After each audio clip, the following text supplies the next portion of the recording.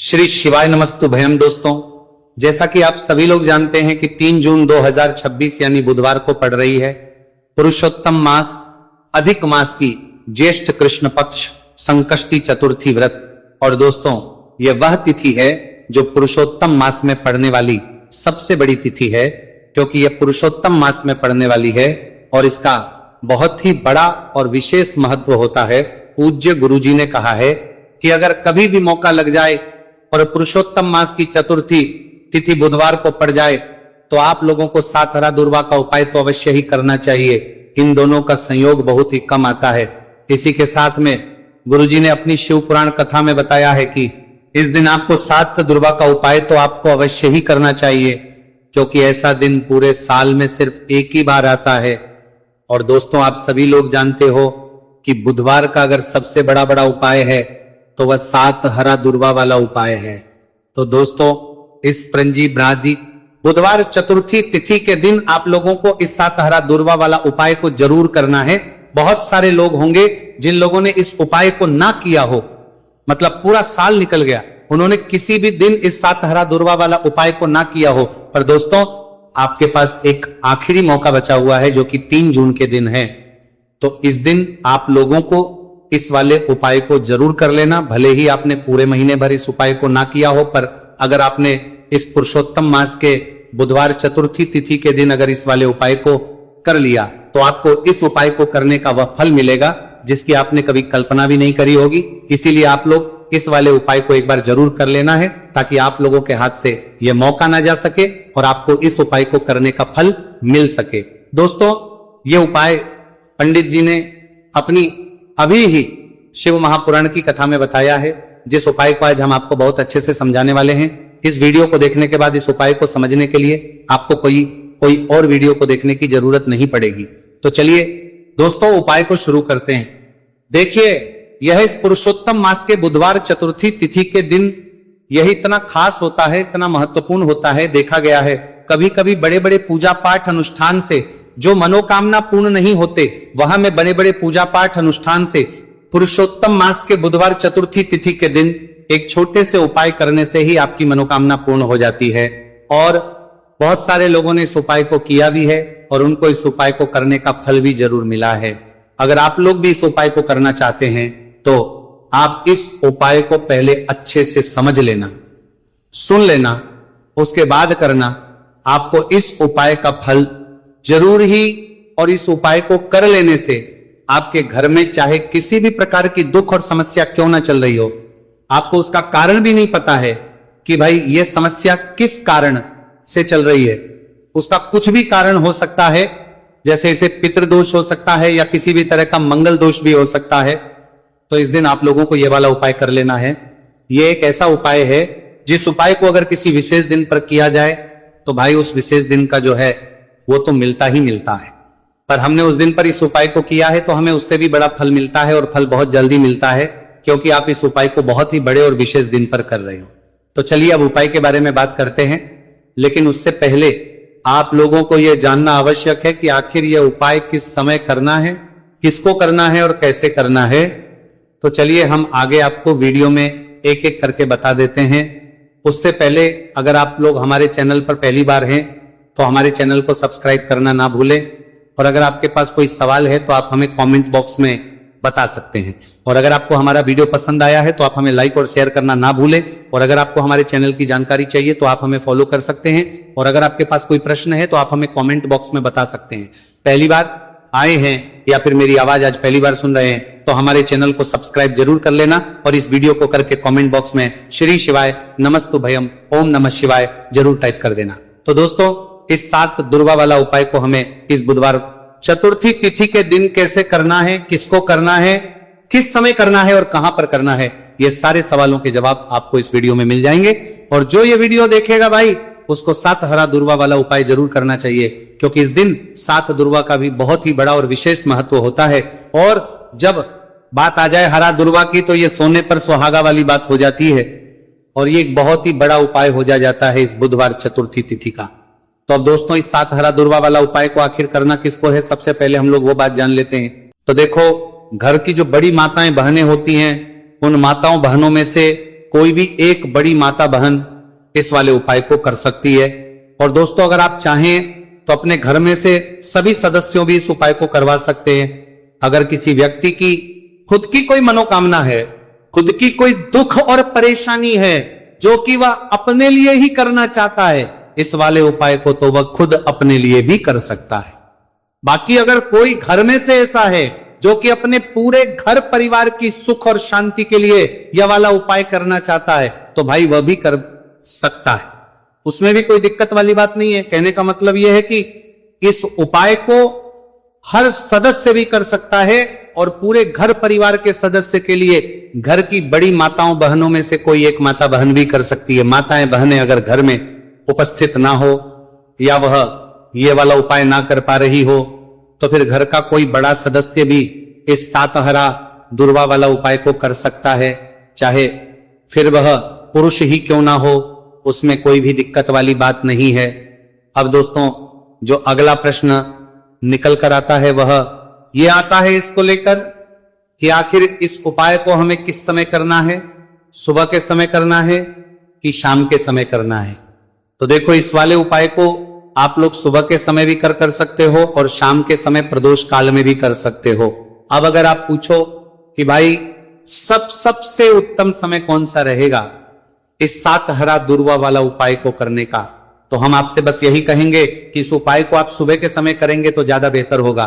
बाकी अगर प्रदोष काल के समय भी करेंगे तो भी अच्छा होगा, उसमें कोई भी दिक्कत वाली बात नहीं है। तो अब दोस्तों, जो अगली सबसे बड़ी और महत्वपूर्ण बात आती है वो ये आती है कि सुबह अगर हम उपाय को करेंगे तो हमें कितने बजे से लेकर कितने बजे तक के बीच में करना है, और शाम के समय प्रदोष काल में करेंगे तो हमें कितने बजे से लेकर कितने बजे के बीच में करना है। तो देखो, सुबह जितनी जल्दी हो सके आप उपाय को करने की कोशिश करना।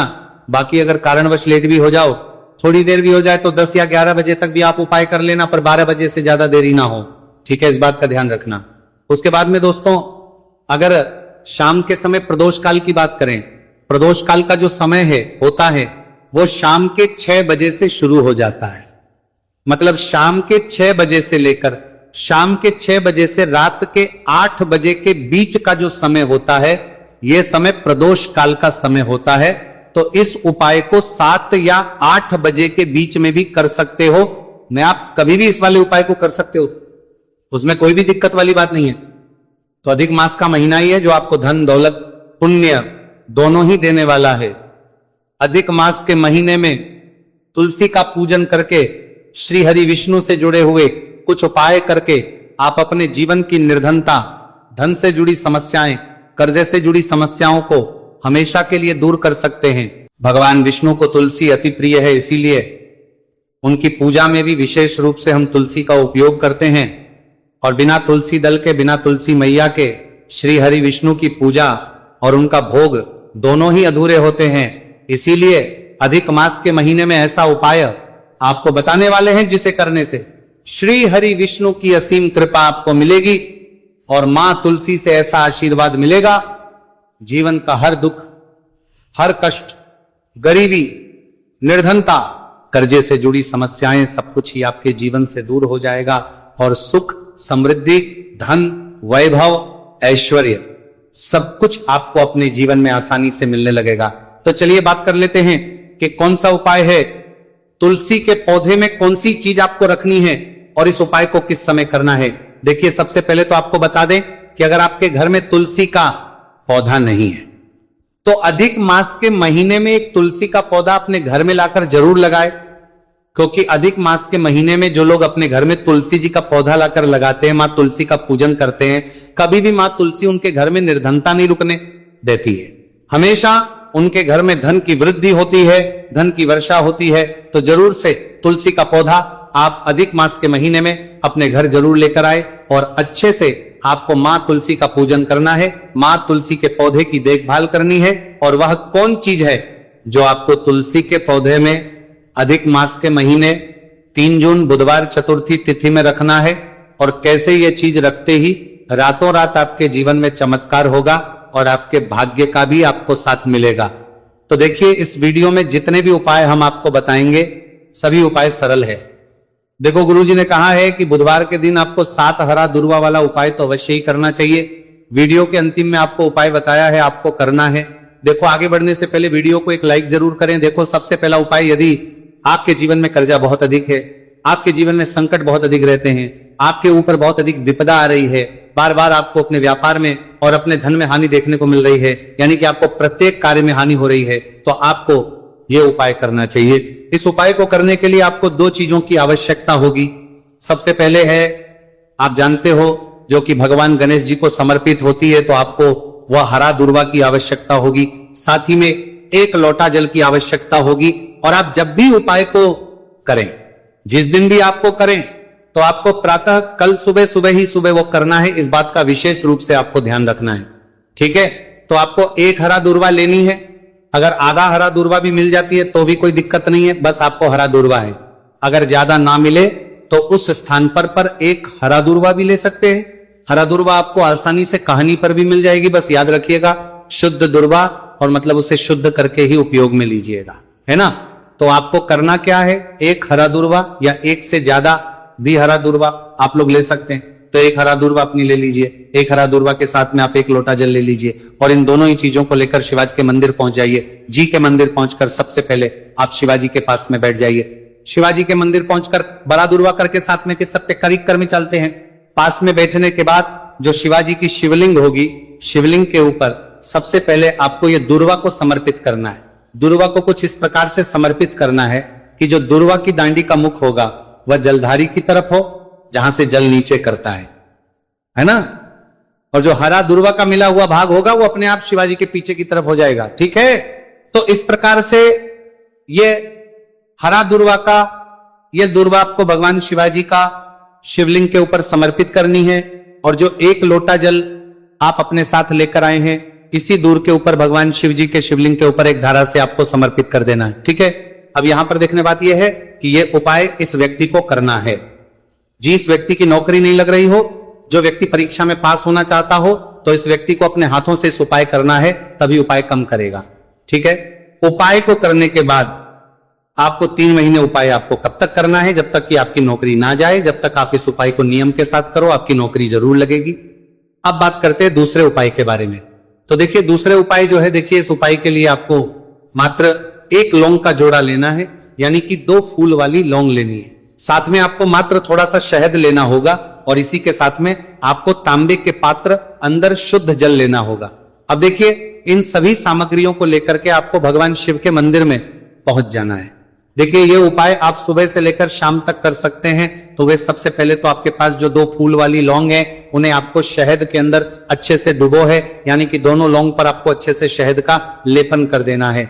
अब आपको जो आपके पास एक लोटा जल है, सबसे पहले तो उसे शिवलिंग पर धीरे धीरे समर्पित करना है, और श्री शिवाय नमस्तु भयम इसका जाप करते हुए समर्पित कर देना है।